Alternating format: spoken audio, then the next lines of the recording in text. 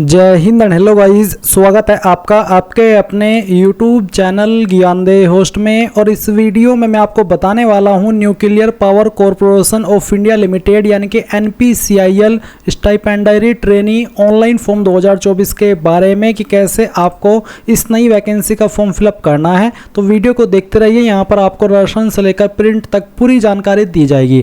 Guys, अगर आपने अभी तक वीडियो को लाइक नहीं किया, वीडियो को लाइक कर दीजिए और चैनल को सब्सक्राइब करके बेल आइकन ऑन कर लीजिए।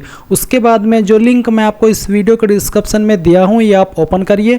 इसको ओपन करने के बाद आपको जानने को मिलेगा कि इसमें 279 पोस्ट निकाली गई है एंड फॉर्म आप लोग 11 सितंबर 2024 तक भर पाएंगे। कौन सी पोस्ट के लिए किस कैटेगरी में कितनी वैकेंसी और किस ट्रेड में कितनी है वो आप देखेंगे। अप्लाई करने के लिए एग्जैक्टली क्या क्वालिफिकेशन मांगी है वो आप यहाँ पर चेक कर सकते हैं। इसमें आपसे 12वीं पास की योग्यता मांगी गई है एंड ये सभी इन्फॉर्मेशन चेक करने के बाद आप इंपॉर्टेंट लिंक के सेक्शन में आकर के अप्लाई ऑनलाइन लिंक ओपन करेंगे। फिर आपके सामने वेबसाइट आ जाएगी। अब यहाँ पर आ जाने के बाद में आप नवीन पंजीकरण हेतु क्लिक करें, इसके ऊपर क्लिक करेंगे। मैं इसको इंग्लिश के अंदर कन्वर्ट कर लेता हूँ। तो यहाँ पर आप click here for new registration, इसके ऊपर क्लिक करेंगे एंड देन यहाँ पर आपको आई अंडरस्टैंड इसके ऊपर क्लिक करना है। अब आप यहाँ पर आपकी यूनिट देखेंगे और फिर पोस्ट देखेंगे। तो आपको STTM कैटेगरी 2 ये सिलेक्ट कर लेना है। उसके बाद में आपको किस डिसिप्लिन पर अप्लाई करना है वो सिलेक्ट कर लीजिएगा। एक बार फिर से यहाँ पर आइए और देख लीजिए कि कौन से ट्रेड के लिए कितनी वैकेंसी निकाली है। उसके बाद आप यहाँ पर देखेंगे आपको सिलेक्ट करना है कैटेगरी। तो जो भी आपकी caste category general, OBC, SC ST जो भी है वो आप सिलेक्ट कर लीजिए। इसमें गाइज जनरल OBC को 100 रुपये फीस, SC ST के लिए कोई फीस नहीं और ऑल कैटेगरी फीमेल के लिए भी कोई फीस नहीं है। अब सवाल आता है कि क्या विकलांग है, अगर हाँ तो यस, नहीं तो आप नो करेंगे। इसके बाद में यहाँ पर नीचे पर्सनल डिटेल में आपको सोल्यूशन में बताना है मिस्टर, मिसिज, MRS या डॉक्टर जो भी है वो सिलेक्ट कर लीजिए। उसके बाद फिर जो भी आपका फर्स्ट नेम है वो आप यहाँ पर भरेंगे, मिडिल नेम डालेंगे और फिर आपका लास्ट नेम डाल देंगे। अगर नहीं है मिडिल नेम या लास्ट नेम तो आप खाली छोड़ सकते हैं। फिर आप आपका जेंडर सेलेक्ट कर लेंगे। उसके बाद में डेट ऑफ बर्थ आपकी क्या है वो आप यहाँ पर कैलेंडर के ऊपर क्लिक करके सिलेक्ट कर लीजिएगा। पहले ईयर, फिर यहाँ से आपका मंथ और उसके बाद में डे। देन आपकी नेशनलिटी आप इंडियन सेलेक्ट कर लेंगे। फिर आपको आधार नंबर यहाँ पर डालना है। उसके बाद पूछा कि क्या आप NPCIL के सर्विंग एम्प्लॉई है, अगर हाँ तो यस, नहीं तो आप नो करेंगे। फिर कुछ और सवाल पूछे जैसे कि यहाँ पर क्या 1984 दंगे की फैमिली से आप बिलोंग करते हैं, अगर हाँ तो यस, नहीं तो आप नो करेंगे। एंड फिर यहाँ पर पूछा कि क्या आप dependent of defence personnel killed in action है, अगर हाँ तो यस, नहीं तो आपको नो करना है। अगर आप एक्स सर्विसमैन है तो आप यहाँ पर यस करेंगे, नहीं तो यहाँ पर भी आपको नो करना होगा। उसके बाद में आर यू ए विडो या फिर डाइवोर्स्ड वुमेन और वुमेन जुडिशली सेपरेटेड, अगर आप ऐसे कैंडिडेट हैं तो आपको यहाँ पर यस करना, नहीं तो आप नो करेंगे। Have you work with NPCIL on contract, अगर आपने कॉन्ट्रैक्ट बेस NPCIL के अंदर काम किया तो यस करिए, नहीं तो यहाँ पर भी आपको नो कर देना है। उसके बाद रजिस्ट्रेशन में नीचे इन्फॉर्मेशन आएगी यूजर नेम, तो आपको यहाँ पर एक यूजर नेम बना लेना है इस तरह से और फिर चेक अवेलेबिलिटी के ऊपर क्लिक करके देख लेना है कि ये अवेलेबल भी है या फिर नहीं है। उसके बाद आप एक पासवर्ड बनाएंगे। पासवर्ड आप यहाँ पर दोबारा डाल करके वेरीफाई करेंगे एंड उसके बाद फिर आप आपकी ईमेल आईडी डालेंगे जो कि आप रजिस्टर करना चाहते हैं, अपना नंबर डालेंगे। ये कैप्चा कोड यहाँ पर जो भी आपके सामने है वो आपको भरना है और सभी जानकारी चेक करते हुए रजिस्टर के ऊपर क्लिक करना है। अब गाइज आप यहाँ पर देखेंगे कि जो आपका रजिस्ट्रेशन है वो सक्सेसफुल हो चुका है और आपको यहाँ पर एक एक्टिवेशन लिंक सेंड किया है आपकी ईमेल के ऊपर। तो आपको आपकी ईमेल चेक करनी है, उसमें जो लिंक दिया है वो आपको ओपन करना है। अब लॉगिन हो जाने के बाद में यहाँ पर आपको गो टू अप्लाई पेज इसके ऊपर क्लिक करना है और यहाँ से क्लोज कर देना है। फिर आप देखेंगे एजुकेशनल क्वालिफिकेशन, आप इसके ऊपर क्लिक कीजिए और यहाँ से इसको क्लोज कीजिए। अब आप सबसे पहले 10वीं की इन्फॉर्मेशन भरेंगे तो SSC सेलेक्ट कर लीजिए।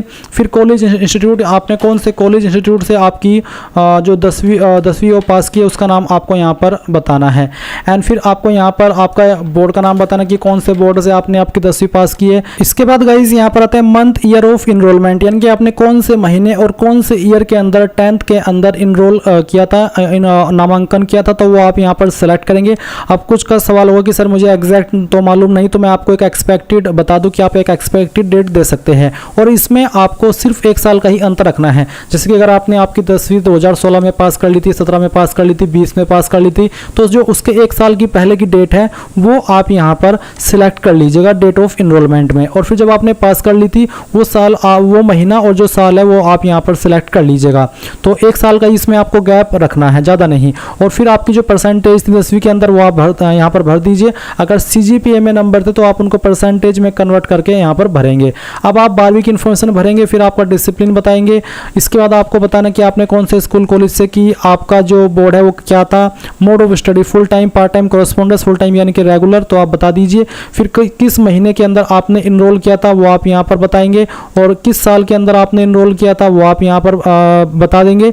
एंड उसके बाद में कब आपने इसको पास कर लिया था। अब जो इसमें आप अंतर रखेंगे ये आपको 2 साल का रखना है, क्योंकि 11वीं 12वीं दोनों काउंट होती है ऐसे में, तो आपको 2 साल का अंतर यहाँ पर रखना होगा जब आप मंथ और ईयर ऑफ इनरोलमेंट बता रहे हैं और साथ ही साथ मंथ ईयर ऑफ पासिंग बता रहे हैं। तो इस तरह से आप इसको बता देंगे जैसे कि मैं यहाँ पर आपको बता रहा हूँ।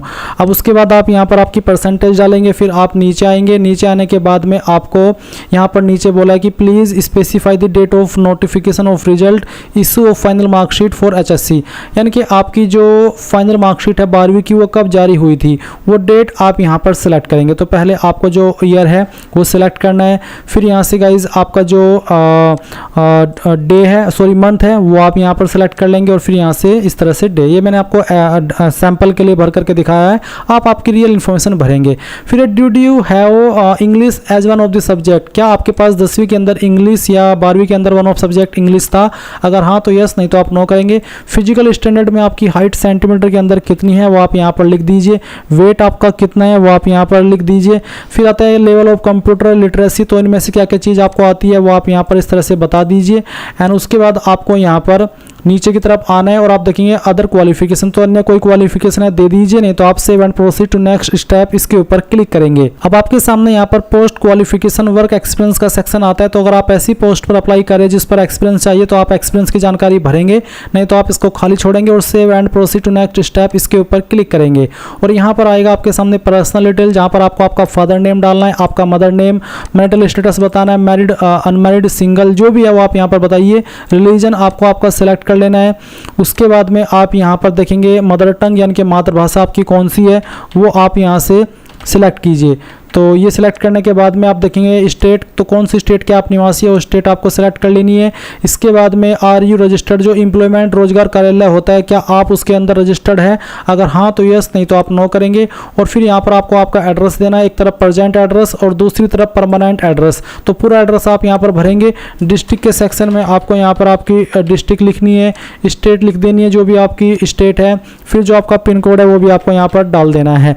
उसके बाद क्या आपके नज़दीकी रेलवे स्टेशन कौन सा है वो आप यहाँ पर भरेंगे। फिर इसके बाद है are any of your close relative employed in NPCIL डे, क्या आपका जो कोई रिश्तेदार है वो NPCIL के अंदर या DAE के अंदर काम करता है, अगर हाँ तो यस, नहीं तो आप नो करेंगे और उसके बाद यहाँ पर सेव एंड प्रोसीड कर देंगे। अब आपको यहाँ पर फोटो और सिग्नेचर अपलोड करना है। फोटो का जो साइज है वो 10 से 50 KB के बीच में रखा है, फॉर्मेट JPG का चल जाएगा।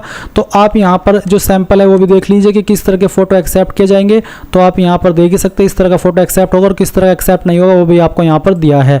तो अब आप चूज फाइल के ऊपर क्लिक कीजिए, यहाँ पर आपकी फोटो फाइलें दिए गए इंस्ट्रक्शंस के अकॉर्डिंग सेलेक्ट कीजिए, ओपन कीजिए, अपलोड के ऊपर क्लिक कीजिए और आपकी फोटो यहाँ पर अपलोड हो जाएगी। उसके बाद आप यहाँ पर सिग्नेचर अपलोड करेंगे, जहाँ पर आपकी साइन की फाइल है सेलेक्ट कीजिए, ओपन कीजिए, अपलोड के ऊपर क्लिक करके इसको भी अपलोड कर दीजिए। देन गाइज आप यहाँ पर सेव एंड प्रोसीड करेंगे और उसके बाद में यहाँ पर आपको क्लोज करना है और आपके सामने आपके फॉर्म का प्रीव्यू आ चुका है। आप सभी जानकारी चेक कर लीजिए जो कि आपने भरी है और उसके बाद सबमिट एप्लीकेशन करके यहाँ से ओके कर दीजिए।